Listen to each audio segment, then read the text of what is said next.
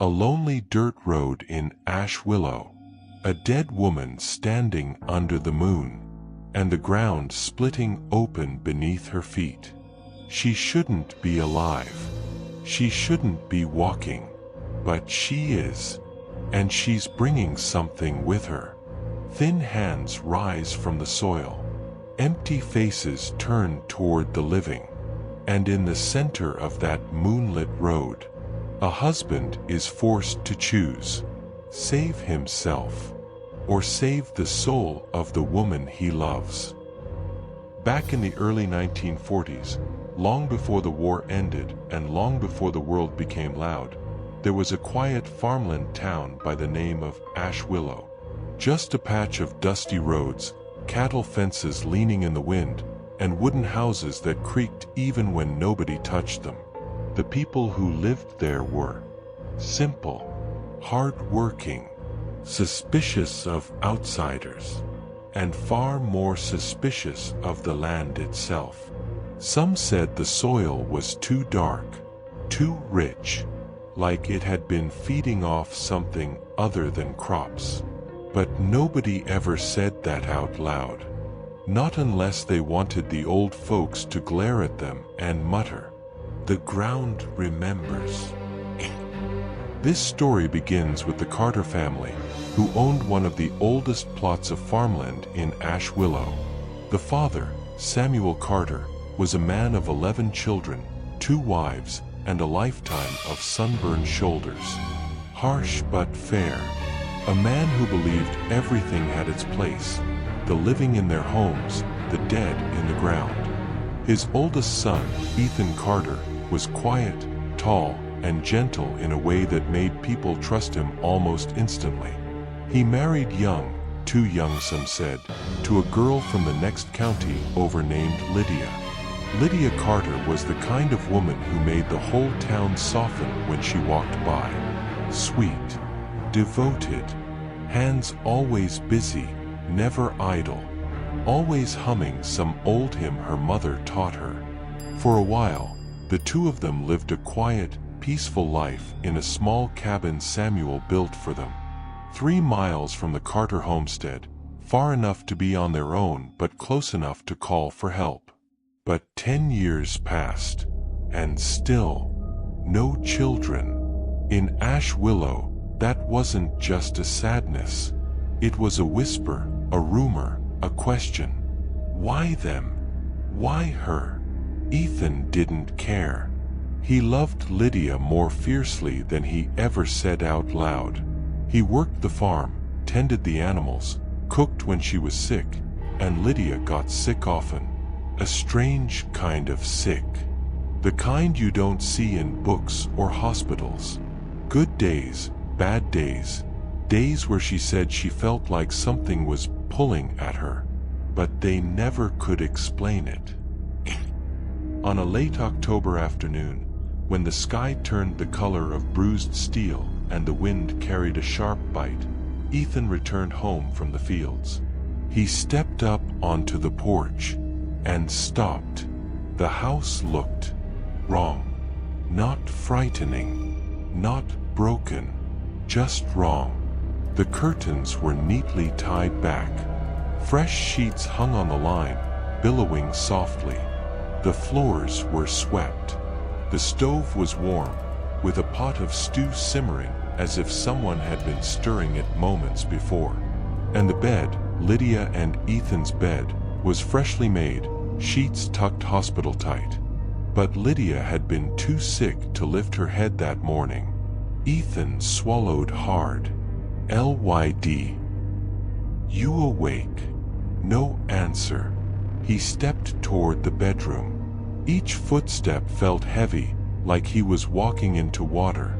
When he reached the doorway, he froze. Lydia lay on the bed, wearing a fresh pale blue dress he hadn't seen her put on. Her hair, usually tangled from weakness, was braided neatly. Her hands were folded across her stomach. "Lydia!" His voice cracked. She didn't move. He touched her hand. Cold. Too cold. Not the cold of sickness. not the cold of a fever breaking. The cold of someone who had been gone for hours.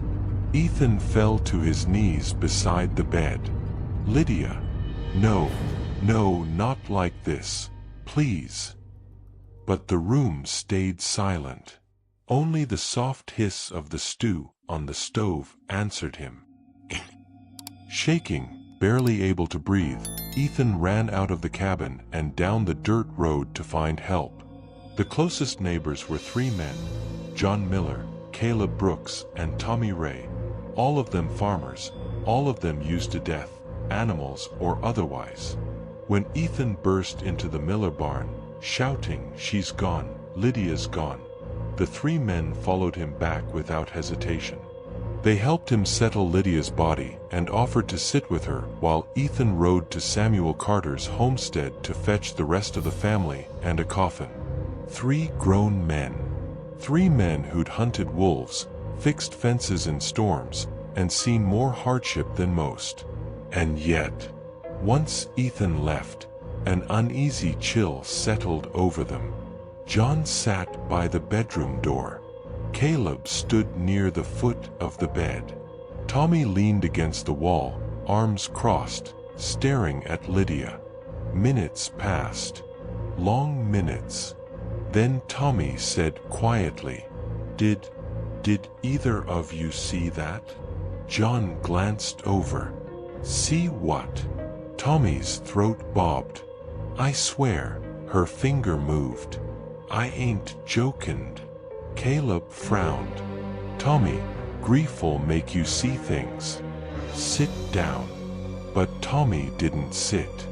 His eyes stayed glued to Lydia's still body. "I ain't grieving," he whispered. "I'm scared." The wind outside stopped, dead still. The lantern flame flickered. Once, twice, then steadied. Caleb exhaled slowly. "Boys," he muttered, "I don't like this." John opened his mouth to answer, and that's when the blanket covering Lydia's legs slid down half an inch by itself. The men froze. No one breathed. No one blinked. The blanket slid again, just a little. Then Lydia's chest lifted, just a fraction, as if she was trying to take in a breath she had no lungs left to fill. Tommy stumbled backward. John whispered, voice shaking, "No, no, that ain't possible." But it was only the beginning. Caleb Brooks, stubborn, God-fearing, the kind who never let fear touch his face, was the first to inch toward the bed. He whispered, "Lydia."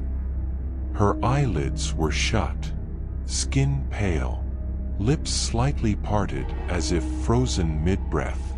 Caleb reached out a shaky hand. Tommy hissed, "Don't touch her.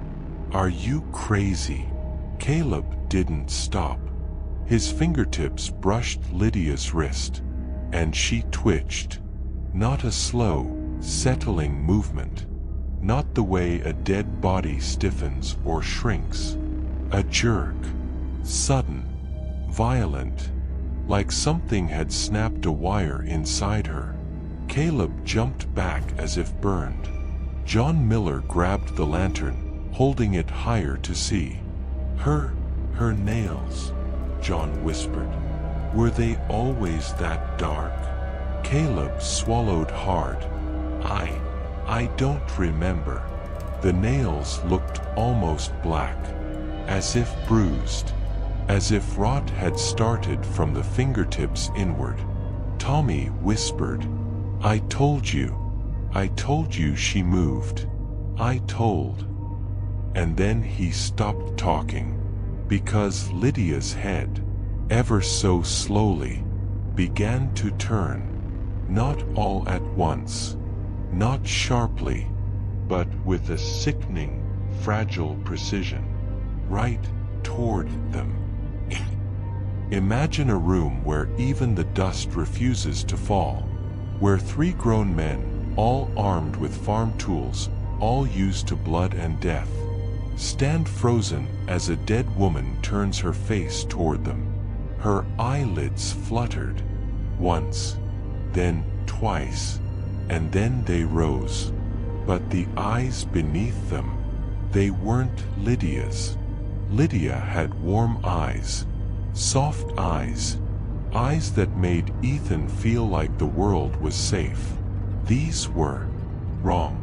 Too wide, glass-like, dark around the edges as if something had hollowed them out from the inside. Caleb gasped. John dropped the lantern to his side. Tommy was already halfway to the door. And Lydia, dead for hours, looked straight at them. Her lips parted. A slow tear of dried skin. And a sound slipped out. Not a groan, not a breath, not a word. A wet clicking, like something stuck in her throat, trying to crawl upward. Without warning, Lydia sat up. Not like a living person pushing themselves.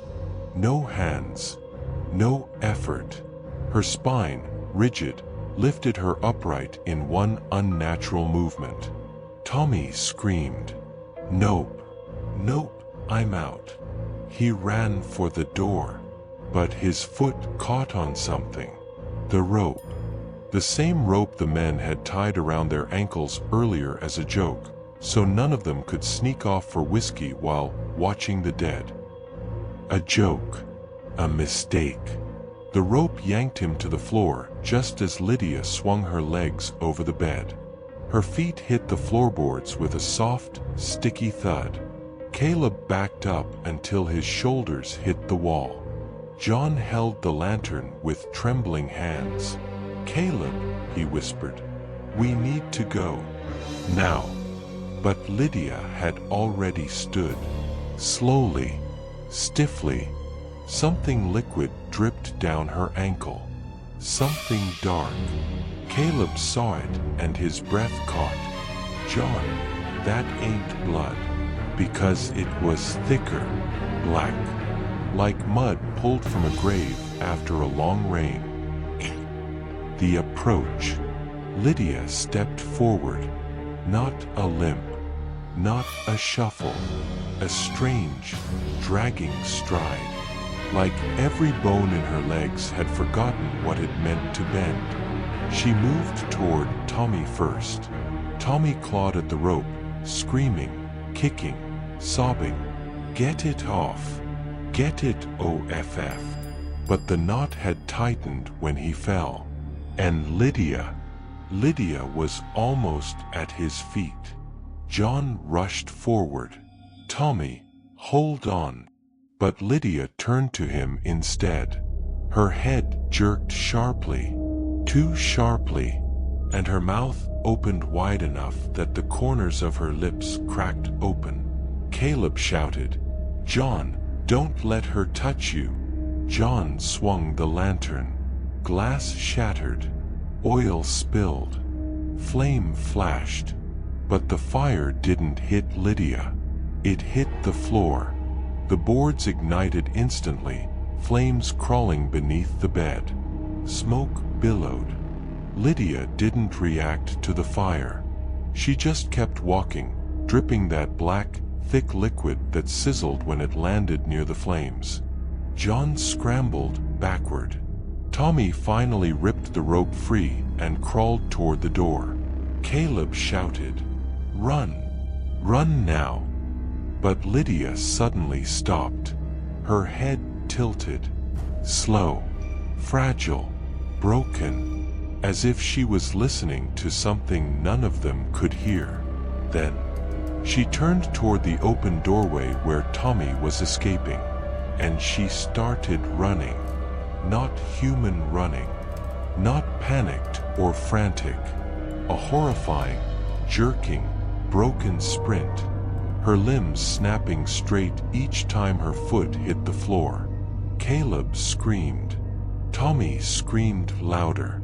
John froze, unable to believe what he was seeing. The dead woman, the quiet wife, the gentle soul of Ash Willow, was chasing Tommy with the speed of something that had never been human. Tommy burst out of the cabin. John followed. Caleb pushed through the doorway last, just as Lydia slammed into the frame behind them, splintering the old wood. The three men ran through the field, stumbling, tripping, screaming for anyone to hear them. The sun had nearly set. The fields were a maze of shadows.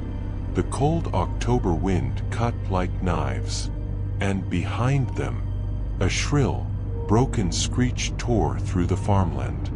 Not Lydia's voice, not anything human.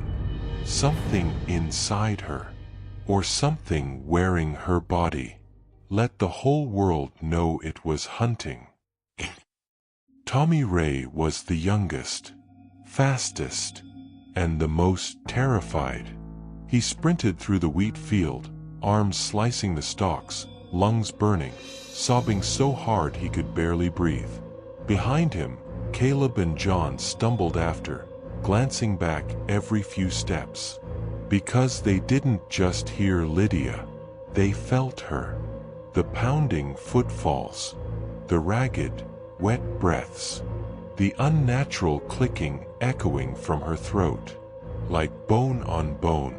Every time John looked over his shoulder, he saw just a shape, dark, jerking, impossibly fast, gaining on them. "Go!"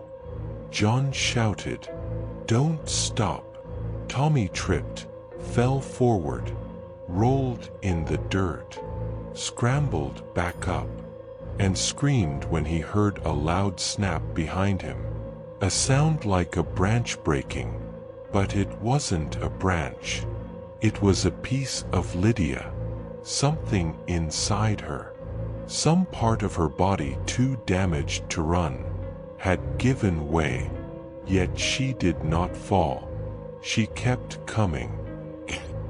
The sun dropped below the ridge, plunging everything into a deepening blue twilight. Wheat waved like an ocean of shadows. The air thickened, colder, heavier. Smoke from the burning cabin drifted across the field in thin streaks. Caleb gasped out, We need the road. Get to the main road." But Tommy shook his head. "No road. She'll catch us on the open road." His voice broke. "She'll see us. She'll get me. Please God, don't let her get me."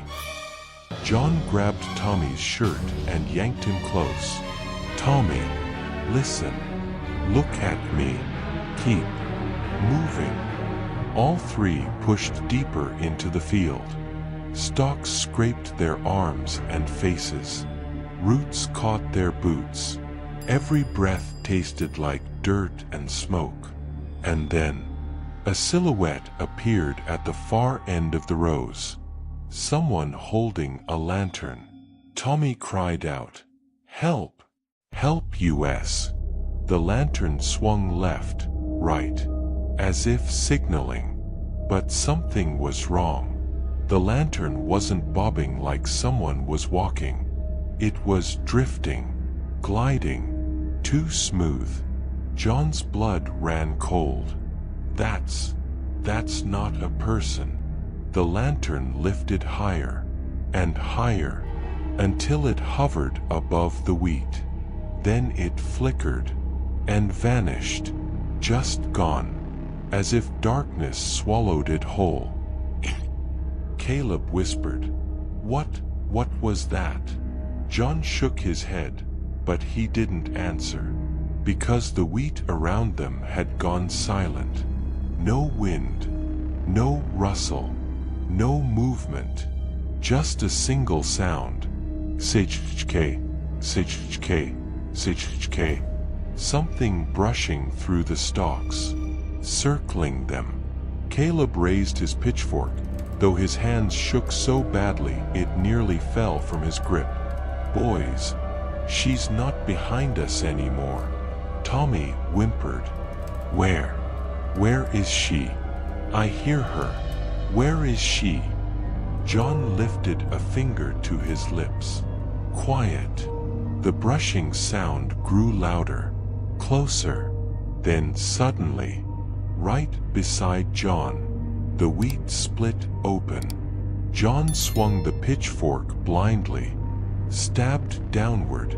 A wet thud. A screech ripped through the field. Not Lydia's voice. Not human. Higher. Thinner. Wrong. John stumbled back, heart hammering. Tommy screamed, "You hit her! You hit her! Did you kill it?" But the wheat closed again, and the sound circled them once more. Slowly, patiently, as if whatever wore Lydia's body was playing with them. Suddenly the wheat parted behind Caleb. He spun, lifting the pitchfork. But it wasn't Lydia this time. It was something else. A figure crouched low, its back arched, its limbs at impossible angles. And as it rose, the joints cracked, one by one, like a chain of breaking twigs. Caleb whispered, "Dear God." The figure lifted its head. It wore Lydia's face, but it wasn't her. The skin sagged wrong, like it didn't fit the skull beneath. One eye drooped lower than the other. The jaw hung loosely, swinging slightly as she moved. Her braids were half torn, and pieces of wheat clung to the strands like they'd grown from her. Tommy fell backward, scrambling through the dirt. He screamed so loud his voice cracked. Lydia, or the thing inhabiting her, stepped closer. The jaw twitched, then clicked, then snapped back into place with a loud, sickening crack. Her head jerked to the side, and stayed there, like a broken puppet suspended by invisible strings. Then she began to crawl, on all fours. Fast, too fast. Caleb screamed, "Run! Run, boys!" And they ran. The wheat hammered against their bodies as they crashed through row after row, desperate for any direction that wasn't toward the thing behind them. A horrible rhythmic tapping followed them, too fast to be footsteps, more like bones knocking together with each movement. Tommy shrieked, "She's on the ground, she's crawling after us." Caleb shoved him forward. "Don't look, just run." But Tommy looked. Of course he looked. And what he saw nearly stopped his heart. Lydia was crawling, arms stiff, legs dragging, joints popping, bending backward, then forward again. Her mouth hanging open, dripping black sludge that steamed when it hit the cold earth. Every few seconds she jerked violently, like her spine was snapping back into place. Tommy screamed, "Oh God, oh God, oh God." John grabbed both men by the collars. "Keep moving. The road's ahead." And for the first time, they could see it. The dirt road, just 50 yards away. Safety, light, people. But between them and the road, Lydia crawled out from the wheat, dragging herself across the ground on twisted limbs. She blocked the path. Her head slowly lifted, and she smiled. Not Lydia's smile. Something else's. Something ancient. Something hungry. John Miller froze first. The dirt road, just a few dozen yards away, was the dividing line between farmland and town, between chaos and help, between the living and whatever Lydia Carter had become. But she stood there, not upright, no. Her body leaned at a broken angle, one shoulder much lower than the other, her head tilted back so far the skin stretched tight around her throat. Her arms dangled toward the soil, fingertips grazing the dirt. And even from across the field, the men could hear click, click, click, that awful sound from deep in her throat. Tommy choked on his breath. We gotta go around her. We can't get past. Caleb grabbed his arm. If we split up, she'll take one of us down fast. Stay together. Tommy's voice cracked, high and desperate. We're gonna die if we stay together. But none of them moved, because Lydia slowly lifted her head. Her jaw hung loose again. The shadow of something long and thin slithered behind her teeth, almost like it was testing the air. John whispered, "That ain't Lydia anymore." And then Lydia began to laugh. The laugh was wrong.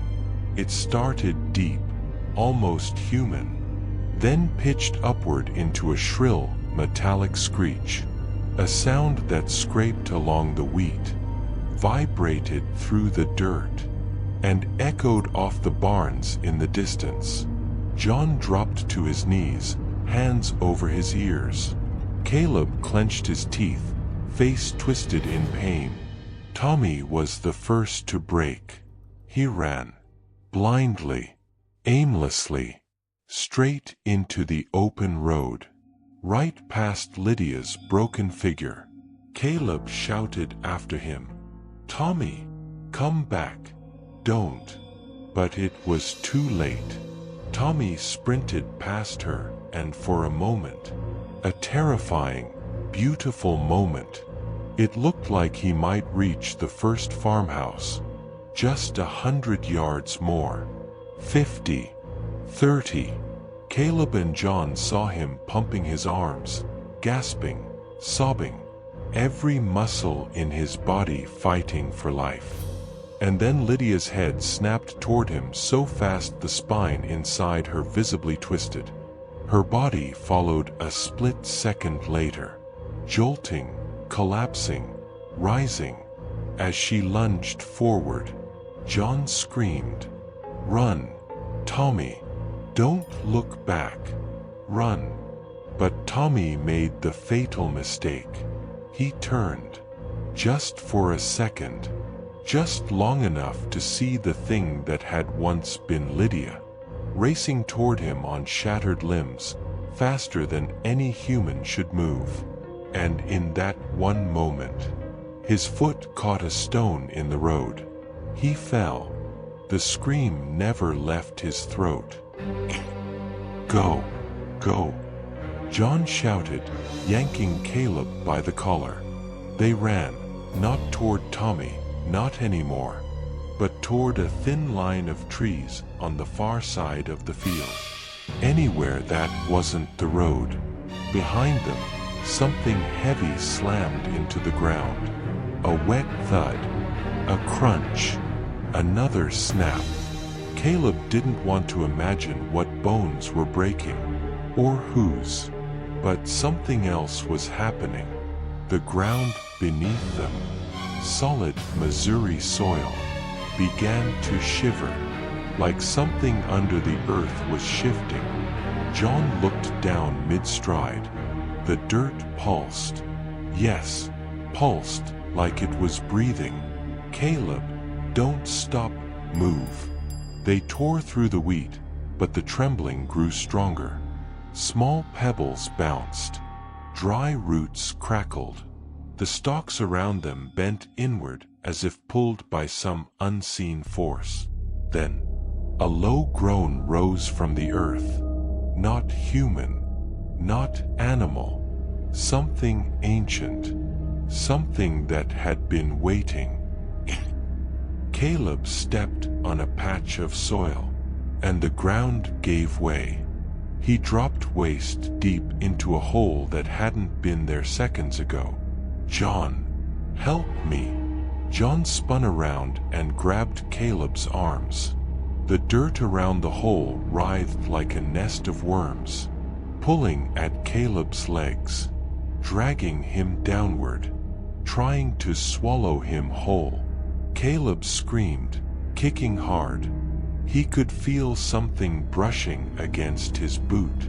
Something smooth, bone-like, cold. John pulled with everything he had. Come on, Caleb. The earth tightened around Caleb's waist, squeezing until he couldn't breathe. John, it's got me. Get me out. And then, from deep in the hole, came a whisper, a woman's voice, soft, crooked, wet. Ethan. Caleb shrieked. That's Lydia. Oh God, John, pull me up. John gritted his teeth, veins bulging in his arms. Cal, don't you give up. I've got you. And with a final, desperate heave, Caleb tore free. The two men collapsed on the ground, gasping, but the hole behind them didn't close. It widened, and something inside it began to rise. A pale hand, thin as a twig, skin stretched tight over long, bone-sharp fingers, reached up from the pit. It grasped the soil, clawing its way upward. Not Lydia's hand, not human, not even close.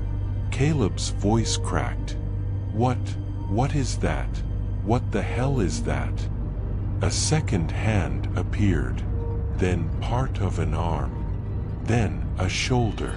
The creature was climbing out, dragging itself from the depths below the Carter farmland. John grabbed Caleb. We're leaving. Now. They stumbled backward as the creature pulled itself free. A tall, spindle-thin form covered in soil and old cloth that crumbled at its touch. Its head tilted toward them, slow, until its neck popped loudly into place. Then the creature spoke, but not with its own voice. With Lydia's. Ethan. John backed up so fast he tripped over his own boots. Caleb grabbed him and hauled him upright. Run, John. Don't look at it. Run. They bolted toward the tree line, but behind them, something else screamed. Not the creature, not the earth. Lydia, the real Lydia, or the thing puppeting her body, let out a long, guttural howl that shook the wheat and scattered the crows from every tree for miles. And from beneath the earth, more hands began to appear. 12, 20, 40, all clawing, grasping, pulling, as if the farmland itself was spilling out its dead. John and Caleb burst into the grove of trees, stumbling, gasping, drenched in sweat and dust. Behind them, the field of wheat rippled unnaturally, heaving like a stormy sea. Caleb grabbed John's shirt. We can't go back to town. We can't lead that, whatever that is, there. John nodded slowly, terrified, pale, shaking. But we can't stay here either. Caleb inhaled sharply. There's only one person who might know what's happening. John's eyes widened. Ethan. Caleb nodded. We have to find him before she does. They turned toward the ridge, toward the main road Ethan would be riding home on, unaware that shadows were gathering around the trees, and something was following them. Something that didn't crawl or walk or run, but slithered. The main road into town was no more than a wide strip of packed dirt, lined with sagging fences and dry ditches.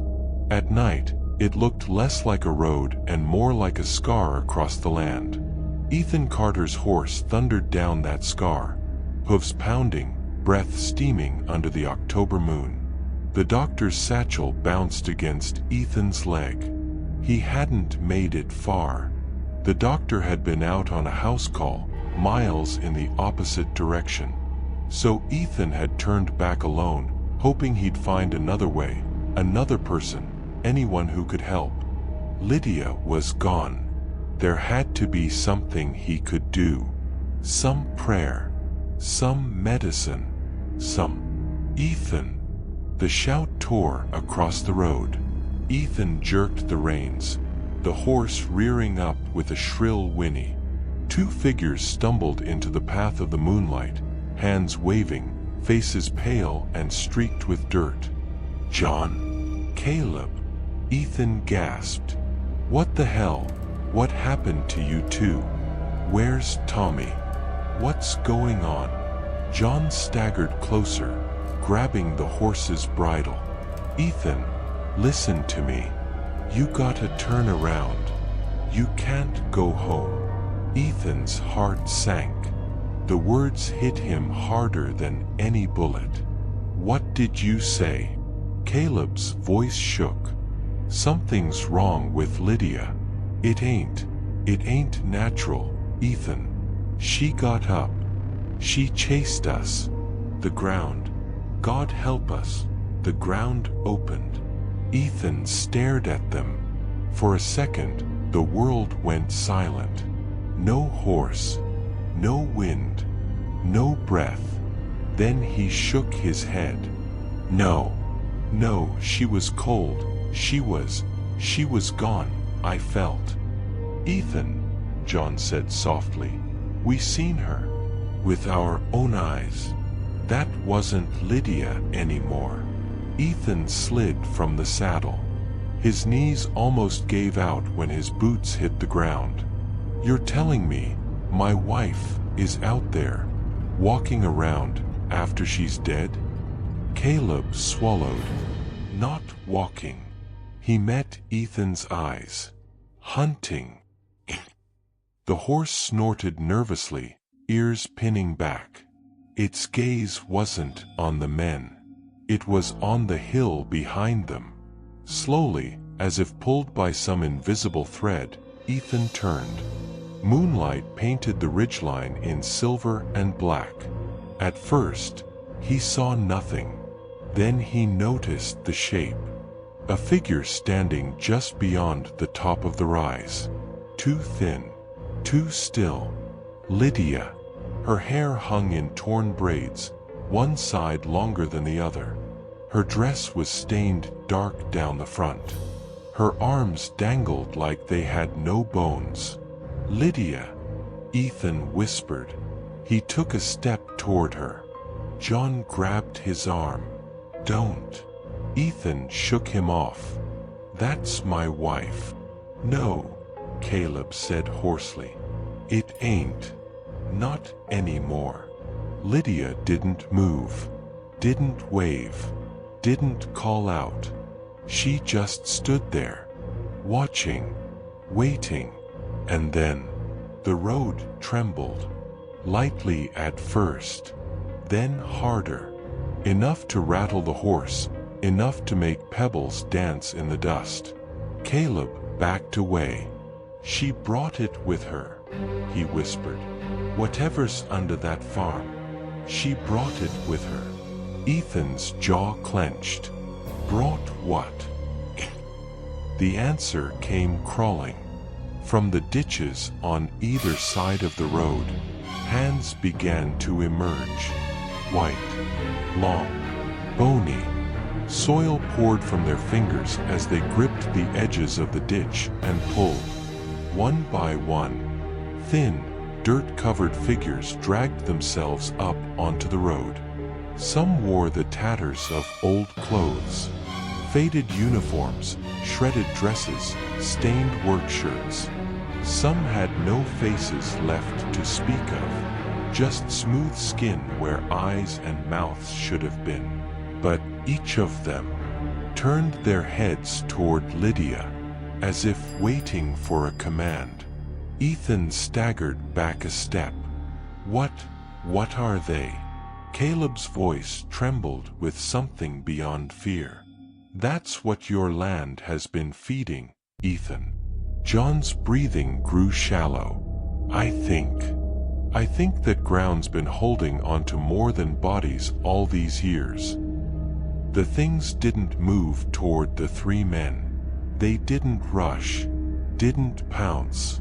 They spread out, forming two silent rows down the road, making a path, leading straight to Ethan. Lydia finally moved, her head tilted, that broken, unnatural angle. And then she stepped down the ridge, slowly, deliberately.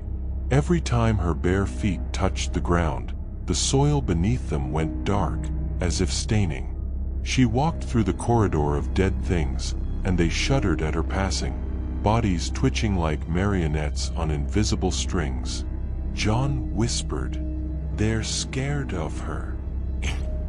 Ethan couldn't move. Every instinct screamed at him to run, to climb back on the horse and ride until dawn, to never come back to Ash Willow. But love is a cruel chain. He took a shaky step forward. "Lydia, if you can hear me, if there's any part of you in there." Lydia stopped a few feet away. Up close, Ethan could see the truth. Her skin was cracking along the neck. Dark lines ran down from her eyes like ink. Her lips had begun to split at the corners, dried and bloodless. But her eyes were Lydia's. Just for a second, the blackness in them softened. The wild tension in her jaw eased.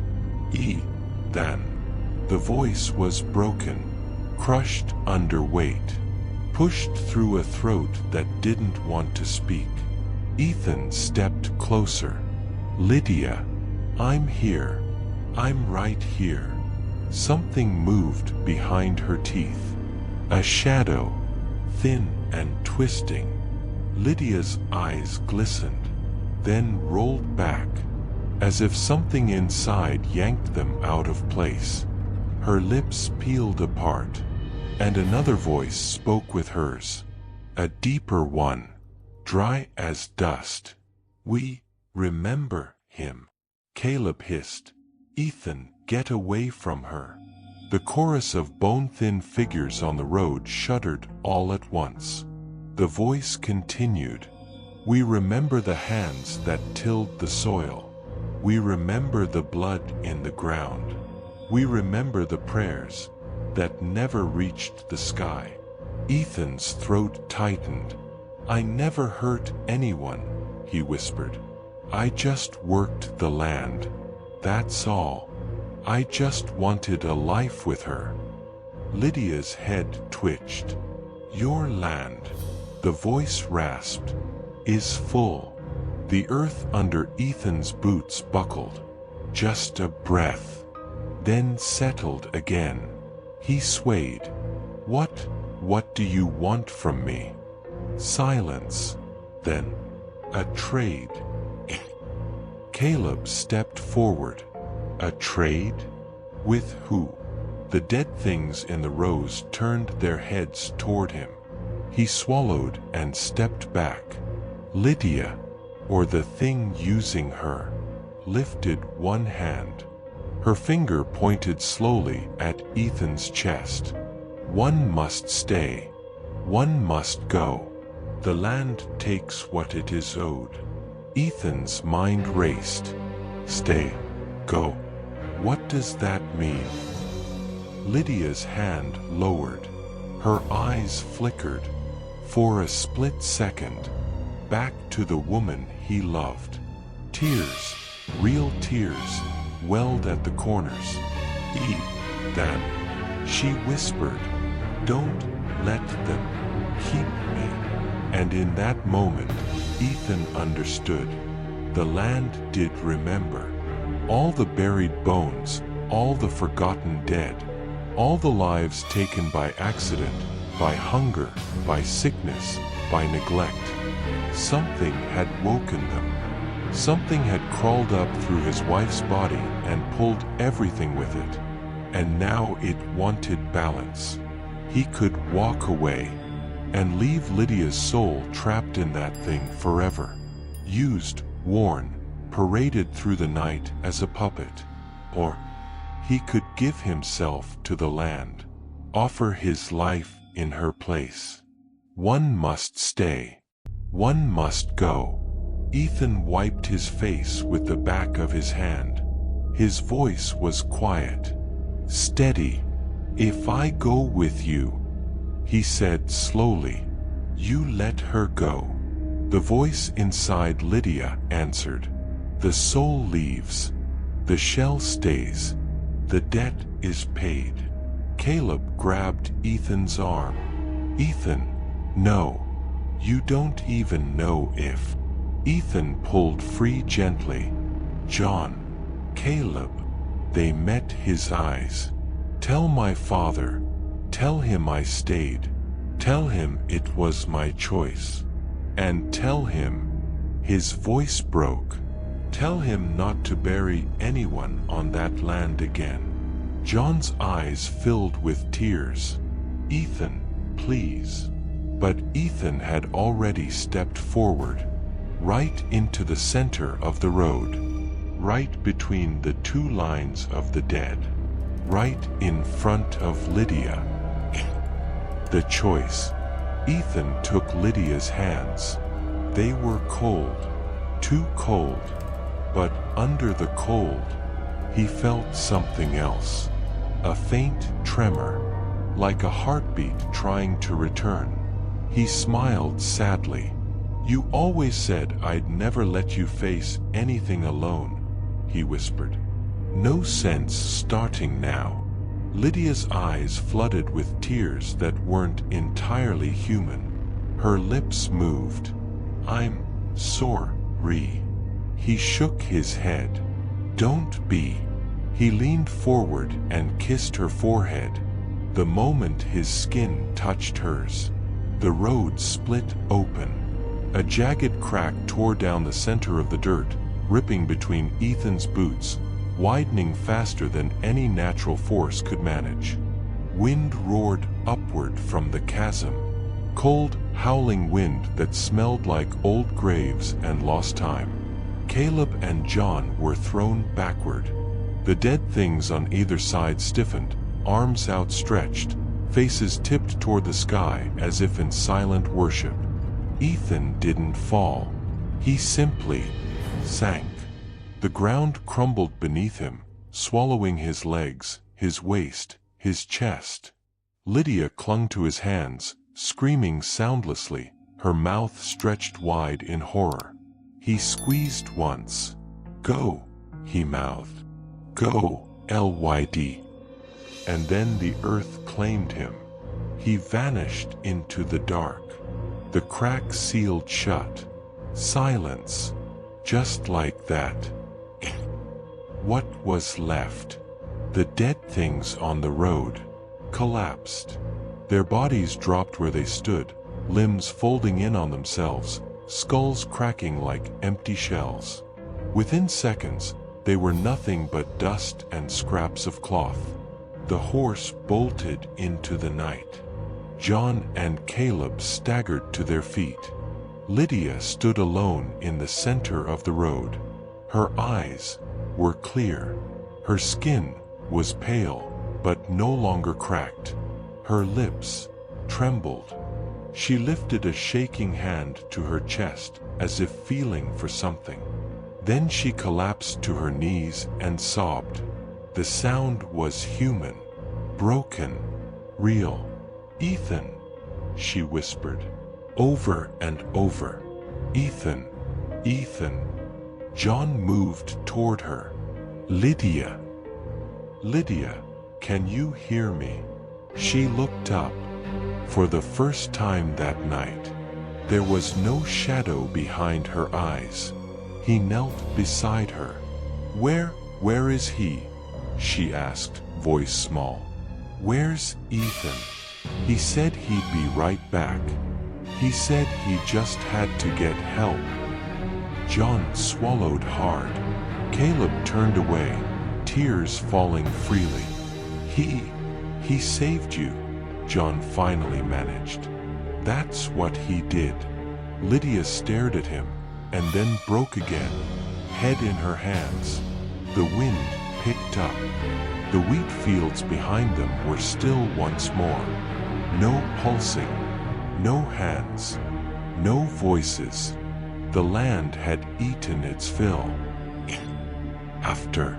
In the days that followed, the story never left Ash Willow, but it never truly left it either.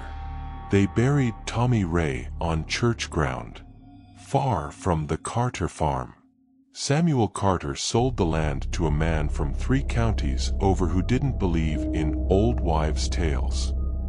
The crops never grew right again. Lydia left Ash Willow a year later. Nobody knows exactly where she went. Some say she remarried in another state. Others say she never did. But every now and then, someone swore they saw her on the outskirts of town, standing by the old road at dusk, staring at the soil as if listening for footsteps that never came. John and Caleb grew old with the memory lodged in their bones. They never stepped foot on the Carter land again, not once. And when they were asked about that night, they only ever said one thing: the dead don't always want to hurt you. Sometimes they just want what was taken from them.